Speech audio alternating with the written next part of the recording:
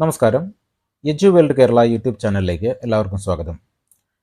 +2 തുല്യത എക്കണോമിക്സ് പരീക്ഷയ്ക്ക് ചോദിക്കുവാൻ സാധ്യതയുള്ള ഒരു എസ്സേ ക്വസ്റ്റ്യനാണ് ഈ വീഡിയോയിൽ ഉൾപ്പെടുത്തിയിരിക്കുന്നത്. ദേശീയ വരുമാനം. എന്താണ് ദേശീയ വരുമാനമെന്നും ദേശീയ വരുമാനം എങ്ങനെ കണക്കാക്കാമെന്നും ഈ വീഡിയോയിൽ വിശദീകരിക്കുന്നുണ്ട്. മനസ്സിലാക്കി കാണുക. ആദ്യം എന്താണ് ദേശീയ വരുമാനമെന്ന് നോക്കാം. ഒരു സാമ്പത്തിക വർഷത്തിൽ ഒരു രാജ്യത്തിൽ ഉൽപ്പാദിപ്പിക്കുന്ന അന്തിമ സാധനങ്ങളുടെയും സേവനങ്ങളുടെയും ആകെ തുകയാണ് ദേശീയ വരുമാനം എന്ന് പറയുന്നത്. അപ്പോൾ എന്താണ് ദേശീയ വരുമാനം? ഒരു സാമ്പത്തിക വർഷത്തിൽ ഒരു രാജ്യത്തിൽ ഉൽപ്പാദിപ്പിക്കുന്ന അന്തിമ സാധനങ്ങളുടെയും സേവനങ്ങളുടെയും ആകെ തുകയാണ് ദേശീയ വരുമാനം എന്ന് പറയുന്നത്. ഒരു രാജ്യത്തിൻ്റെ സാമ്പത്തിക വളർച്ച എത്രത്തോളമാണെന്ന് കണ്ടെത്താനും രാജ്യങ്ങളുടെ സാമ്പത്തിക സ്ഥിതി താരതമ്യം ചെയ്യാനും ദേശീയ വരുമാനം സഹായിക്കുന്നുണ്ട്.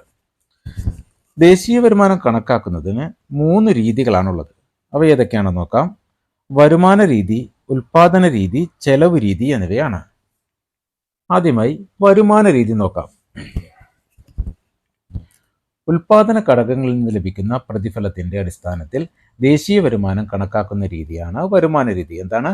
ഉൽപാദന ഘടകങ്ങളിൽ നിന്ന് ലഭിക്കുന്ന പ്രതിഫലത്തിന്റെ അടിസ്ഥാനത്തിൽ ദേശീയ വരുമാനം കണക്കാക്കുന്ന രീതിയാണ് വരുമാന രീതി. എന്ന് വെച്ചാൽ ഭൂമിക്ക് പാട്ടം, തൊഴിലിന് വേതനം, മൂലധനത്തിന് പലിശ, സംഘാടനത്തിന് ലാഭം എന്നീ ഘടകങ്ങളെ ആശ്രയിച്ചാണ് വരുമാന രീതി എന്ന് മനസ്സിലാക്കാം. ഓരോ ഉൽപാദന ഘടകത്തിൻ്റെയും ദേശീയ വരുമാനത്തിലുള്ള സംഭാവന വേർതിരിച്ചറിയാൻ സഹായിക്കുന്നത് വരുമാന രീതിയാണ്. അടുത്തത് ഉൽപാദന രീതിയാണ്. പ്രധാനമായും 3 തരം ഉൽപാദന മേഖലകൾ നമുക്കുണ്ട്. അവ ഏതൊക്കെയാണെന്ന് നോക്കാം. പ്രാഥമിക മേഖല, ദ്വിതീയ മേഖല, തൃതീയ മേഖല എന്നിവയാണ്. എന്തൊക്കെയാണ്? പ്രാഥമിക മേഖല, ദ്വിതീയ മേഖല, തൃതീയ മേഖല. ഇതിൽ കൃഷി അനുബന്ധ പ്രവർത്തനം, വനപരിപാലനം എന്നിവ പ്രാഥമിക മേഖലയിൽ ഉൾപ്പെടുന്നു. വ്യവസായം, വൈദ്യുതോൽപാദനം, ജലവിതരണം തുടങ്ങിയവ ദ്വിതീയ മേഖലയിലും വ്യാപാരം, ഗതാഗതം, വാർത്താവിനിമയം തുടങ്ങിയവ തൃതീയ മേഖലയിലും ഉൾപ്പെടുന്നു. ഈ 3 മേഖലകളിലും ഉൽപ്പാദിപ്പിക്കപ്പെടുന്ന സാധനങ്ങളുടെയും സേവനങ്ങളുടെയും ആകെ പണമൂല്യം കണ്ടെത്തി ദേശീയ വരുമാനം കണക്കാക്കുന്ന രീതിയാണ് ഉൽപാദന രീതി. അപ്പോൾ എന്താണ്? ഈ നേരത്തെ സൂചിപ്പിച്ച പ്രാഥമിക മേഖല, ദ്വിതീയ മേഖല, തൃതീയ മേഖല എന്നീ 3 മേഖലകളിലും ഉൽപ്പാദിപ്പിക്കപ്പെടുന്ന സാധനങ്ങളുടെയും സേവനങ്ങളുടെയും ആകെ പണമൂല്യം കണ്ടെത്തി ദേശീയ വരുമാനം കണക്കാക്കുന്ന രീതിയാണ് ഉൽപാദന രീതി. ദേശീയ വരുമാനത്തിൽ വിവിധ മേഖലകളുടെ പങ്കാളിത്തം എത്രത്തോളം ഉണ്ടെന്നും ഏത് മേഖലയാണ് കൂടുതൽ സംഭാവന ചെയ്യുന്നതെന്നും വിലയിരുത്താൻ ഉൽപാദന രീതി സഹായിക്കുന്നു. ഇനി ചെലവ് രീതി നോക്കാം.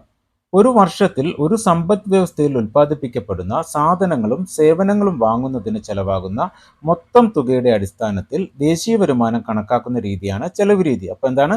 ഒരു വർഷത്തിൽ ഒരു സമ്പദ് വ്യവസ്ഥയിൽ ഉൽപ്പാദിപ്പിക്കപ്പെടുന്ന സാധനങ്ങളും സേവനങ്ങളും വാങ്ങുന്നതിന് ചെലവാകുന്ന മൊത്തം തുകയുടെ അടിസ്ഥാനത്തിൽ ദേശീയ വരുമാനം കണക്കാക്കുന്ന രീതിയാണ് ചെലവ് രീതി. ഇത് ഒരു ഇക്വേഷനിലൂടെയാണ് കണ്ടെത്തുന്നത്. അതെങ്ങനെയാണെന്ന് നോക്കാം. മൊത്തം ആഭ്യന്തര ചെലവ് C+I+G+X-M. ഇതാണ് അതിൻ്റെ ഇക്വേഷൻ. അതൊന്ന് നോട്ട് ചെയ്ത് വെക്കുക. മൊത്തം ആഭ്യന്തര ചെലവ് C+I+G+X-M. അതിൽ സി കൊണ്ട് ഉദ്ദേശിക്കുന്നത് സ്വകാര്യ മേഖലയിലെ അന്തിമ ഉപഭോഗ ചെലവാണ്.